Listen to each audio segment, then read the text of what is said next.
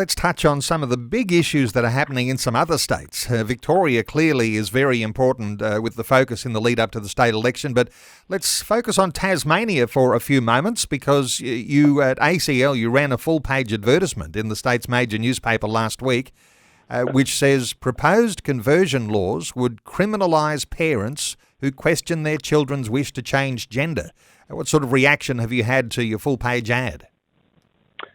It's been a huge reaction. This has just dominated the media last week, dominated the mind of the Premier, Premier Rockcliffe, and other activist groups in Tasmania.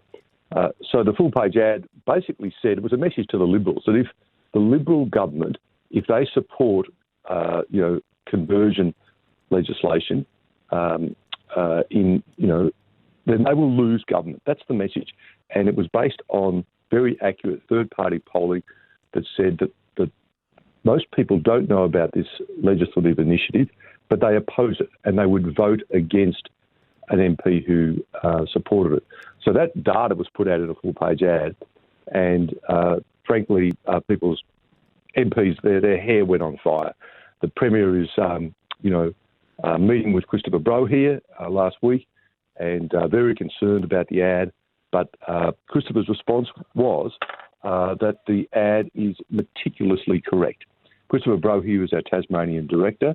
The ad revealed a huge sensitivity to the proponents of these, anti-parent laws, and there is no doubt that the report that has been put to the Premier does enable parents to be criminalised for their conversations with children. And if the government's so concerned about it, they should just come out and say, look, we will make sure that parents are not criminalised. They could say, we'll make an adjustment to the law. But at this stage, it's just claiming that it's all false. There's been a lot of media, a lot of television over it. The reality is that this has hit a nerve. And I think the other thing we're seeing, Neil, is that in the Liberal Party in Tasmania, there are conservatives and there are not so conservatives, and it's generating a lot of good debate in the parliamentary party, which is exactly what should be happening to put a brake on these laws.